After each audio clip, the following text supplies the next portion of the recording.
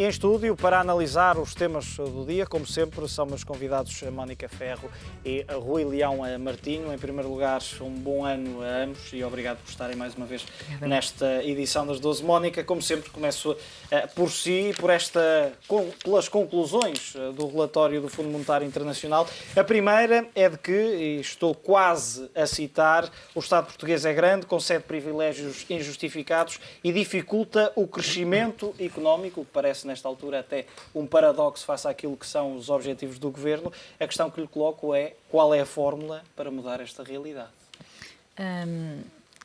Se é que concorda com o relatório. É uma fórmula mágica.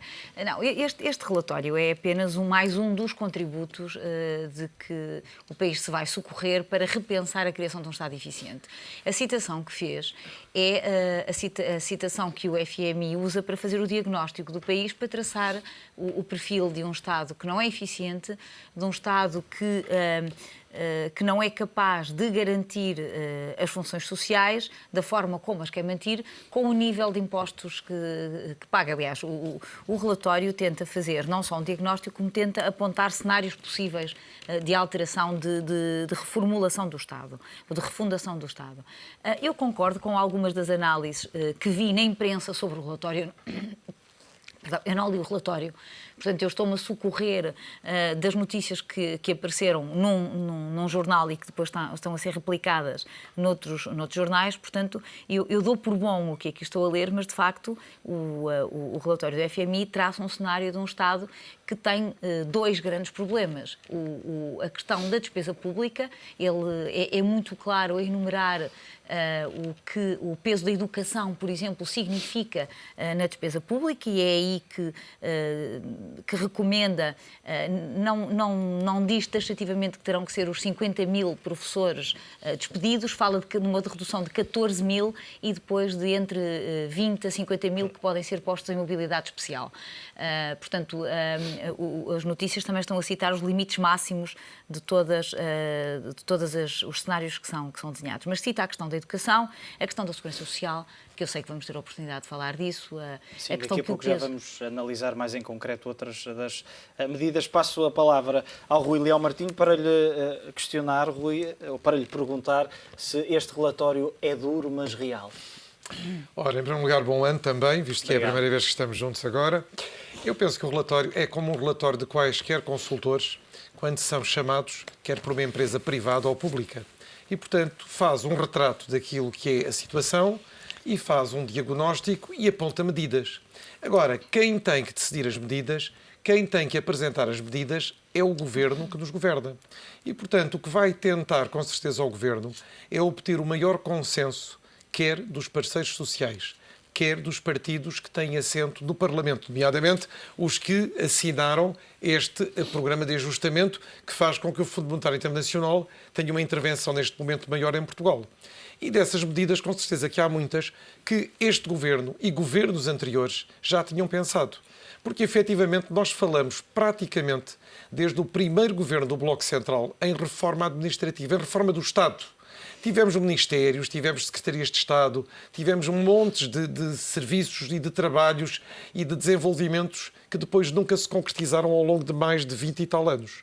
Neste momento estamos num limite em que efetivamente algumas medidas têm que ser tomadas. Têm que ser tomadas mantendo o mais possível o consenso, mas sem deixar de passar a oportunidade. Porquê? Porque eu ouço muitas vezes aqui falar em Portugal e até colegas, quer economistas, quer comentadores, na questão de que temos a maior brevidade em nos vermos livres da Troika. Mas eu também penso que o contrário também é verdade. A Troika também quer sair de Portugal o mais depressa possível. Para isso, vamos ter que completar este processo de ajustamento, este processo de desendividamento que nós, queiramos ou não, já começámos e até já encetámos em praticamente 2/3 do caminho todo que é preciso fazer, o que é importante. Muito sacrifício, muita restrição, muita austeridade, mas efetivamente o caminho tem sido feito.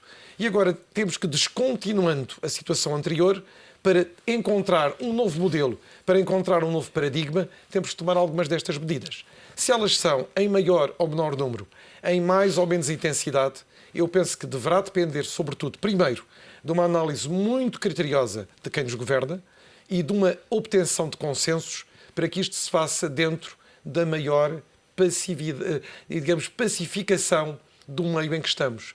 Porque se não for assim, todas as medidas são difíceis de implementar. Mas elas são necessárias e temos um tempo para as fazer. É este ano, são os próximos anos, de maneira a libertarmos a sociedade deste estado em demasia que temos presente em todo o lado e também em colmarmos algumas deficiências que temos de funcionamento, quer da parte do Estado, quer por vezes do sistema em geral, porque efetivamente a presença do Estado é, segundo a mim, demasiada para um país tão pequeno. Mónica, olhando em termos políticos, é preciso coragem por parte do Governo e é preciso também, e olhando, o Rui já deu aqui a deixa, olhando para quase 30 anos de história mais recente de Portugal, é preciso também esquecer um pouco esta política que se tem feito em Portugal.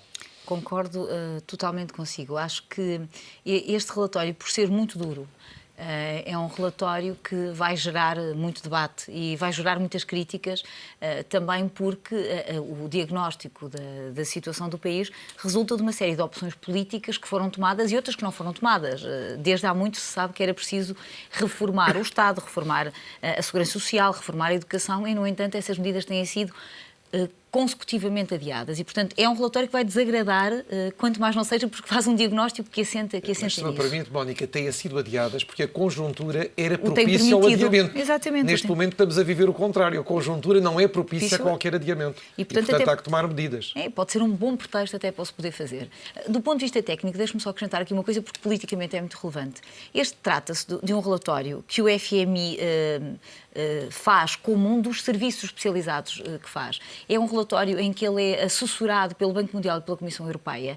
Não é um relatório da Troika. Isso é muito importante que se diga, porque a Troika está prestes a cumprir o papel que veio desempenhar em Portugal, garantir que Portugal consegue regressar aos mercados e garantir as reformas estruturais que estão a ser feitas e que têm sido aplicadas. Portanto, do ponto de vista político, isto é muito importante que se diga às pessoas. Isto trata-se de um contributo para o debate em que o que a FMI faz é faz um diagnóstico da situação portuguesa, em que nos considera basicamente ineficientes, e depois faz comparações... Esse é o adjetivo mais positivo que vem neste relatório. Sim, depois o injusto, o insustentável, o demasiado generoso, com que caracteriza, por exemplo, o sistema das pensões de pensões nacionais, esse é mais grave. Mas, mais uma vez, é apenas um contributo em que há um diagnóstico, há uma comparação e há um benchmarking, há uma ideia, uma série de boas práticas que são sugeridas. Aliás, o relatório chama-se, a confiar no que li nos jornais e traduzindo muito livremente, chama-se Repensar o Estado, uma seleção de opções para a reforma da despesa. Portanto, é só isso.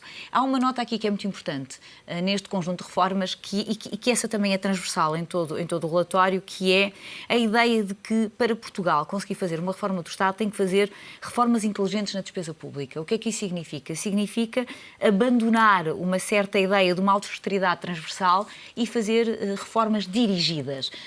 As reformas não têm de ser todas iguais em todos os setores. Não é preciso despedir funcionários públicos em todos os setores. Na saúde, embora eles digam que nós temos médicos a mais, quando comparados com o número de enfermeiros que temos, a verdade é que não há uma sugestão de despedimento de médicos, enquanto que já na educação o argumento é um argumento, na minha opinião, demasiado simplista, dizer o sistema público de educação não é particularmente bom. No ranking das 50 melhores escolas, só lá estão 2 escolas públicas. Eu não me parece que se possa fazer uma avaliação assim tão linear, mas a verdade é que há esta ideia muito importante e com a qual eu concordo inteiramente, que é tem que se fazer reformas inteligentes na despesa pública. As medidas gerais e as medidas de corte transversal não resultam, como temos visto, porque as que têm sido aplicadas e os resultados não são satisfatórios. Rui, o Ministro das Finanças tinha dito aqui há pouco tempo que ou queremos pagar este Estado ou ter um Estado mais barato. Mais do que nunca, esta é uma máxima que, e é a questão que lhe coloco, o Governo deveria cumprir, ou seja, deve adotar, não necessariamente na totalidade, mas, e de resto também já deu aqui um pouco a entrada para isso mesmo, deve cumprir ou aplicar algumas destas medidas que não são novas. Não. E se sairmos à rua, não. todas as pessoas todas as pessoas falar identificam estes aspectos medidas. E se ouvir as pessoas libertas, digamos, de interesses próprios ou de interesses corporativos, as pessoas identificam estas ineficiências da sociedade portuguesa e da economia depois. portanto, nós temos aqui identificação de problemas conhecidos, velhos, que precisamos de resolver. Estão, digamos, desenvolvidas todas as ideias à partida num relatório deste tipo, que, como eu lhe digo, eu só posso, não conhecendo o relatório, dizer que deve ser semelhante àquilo que conheço de muitos relatórios de muitas consultoras. E, portanto, o que penso é que, dentro dessas medidas, o Governo tem agora que optar e tem que fazer, de uma maneira muito criteriosa, a escolha de quais são os meios que vai utilizar, onde é que vai ter a prioridade de atuação e como é que vai obter consensos para essa atuação. E essa é a questão fundamental.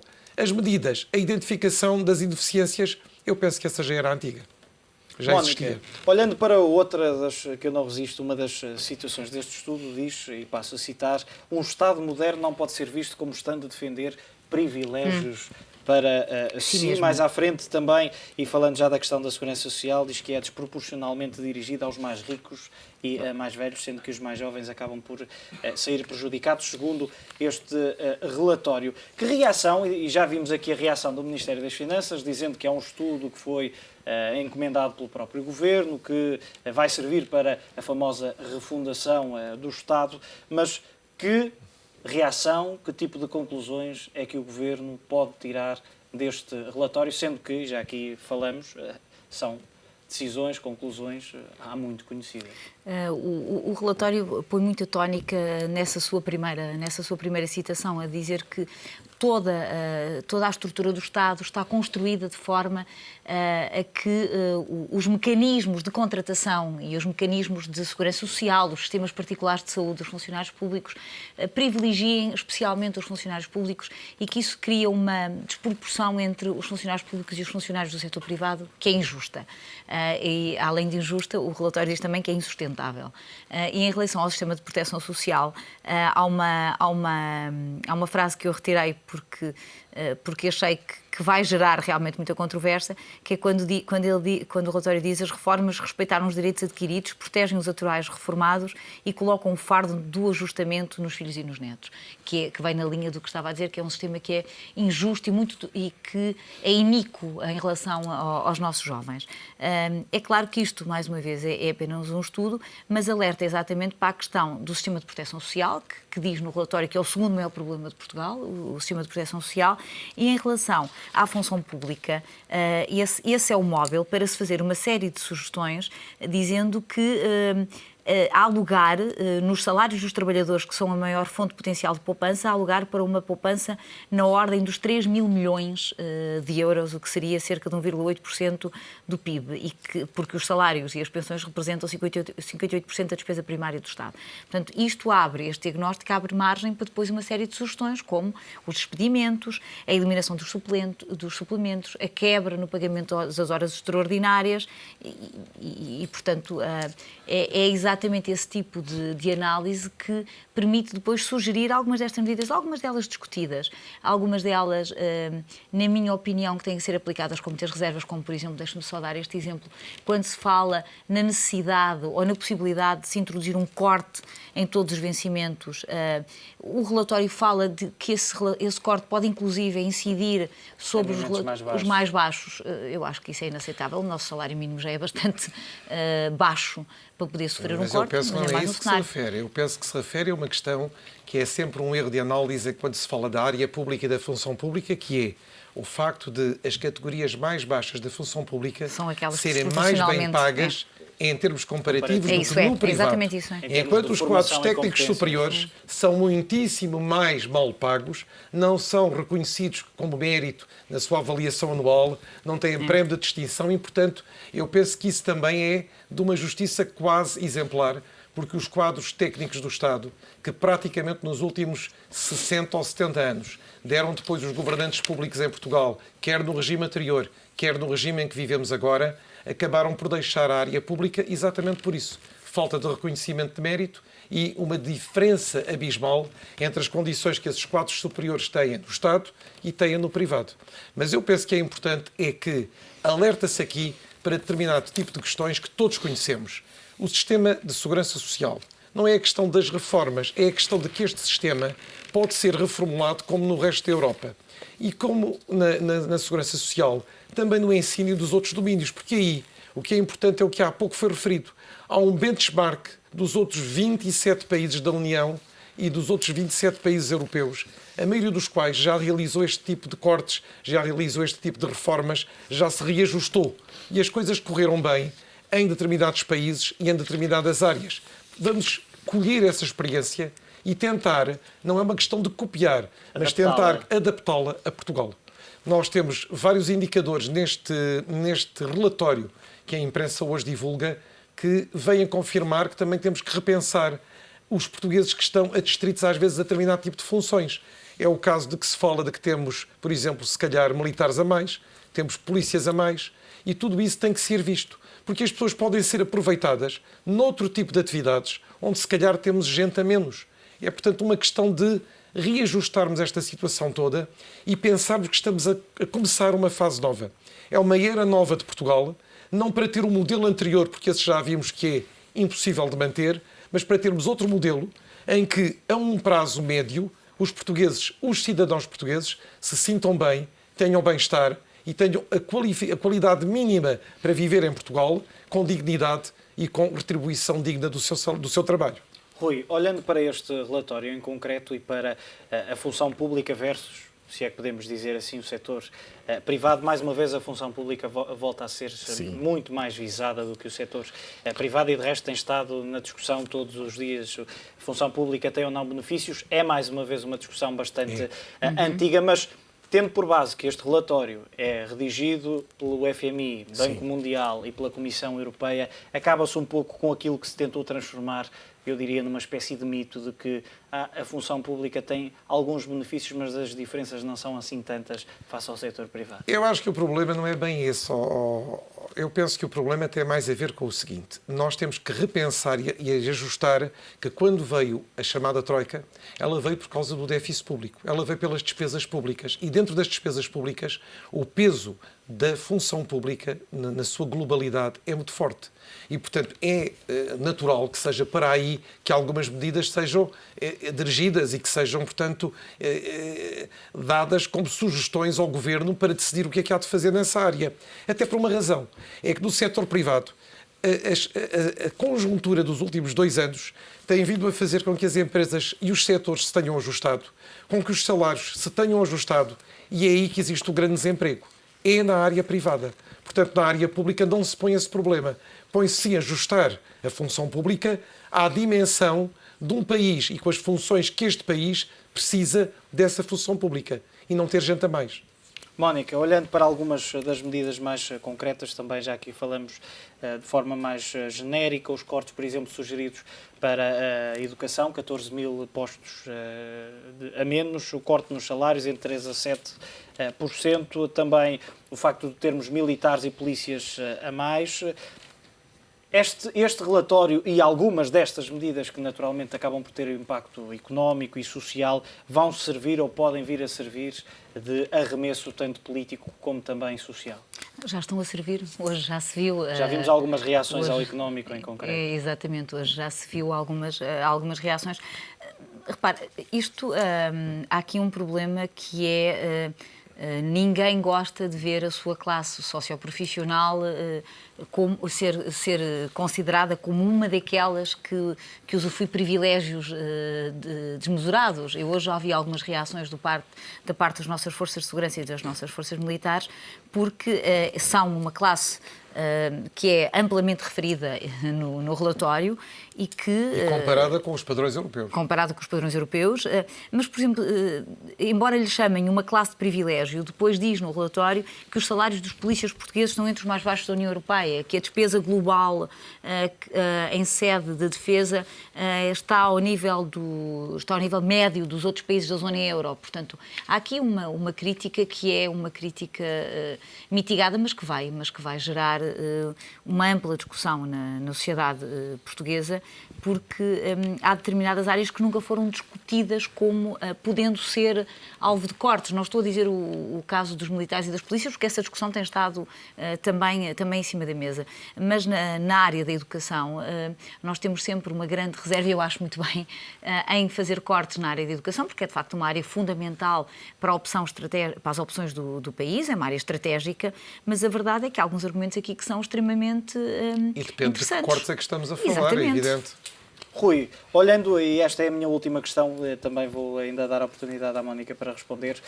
A questão mais social, os portugueses olham agora para esta e sabemos que estamos numa altura mais excepcional do que aquilo que é habitual, mas os portugueses não se identificam com aquilo que o Estado lhe exige, com aquilo que, e pego noutra citação, o Estado português faz pouco para aquilo que custa ou para aquilo que faz.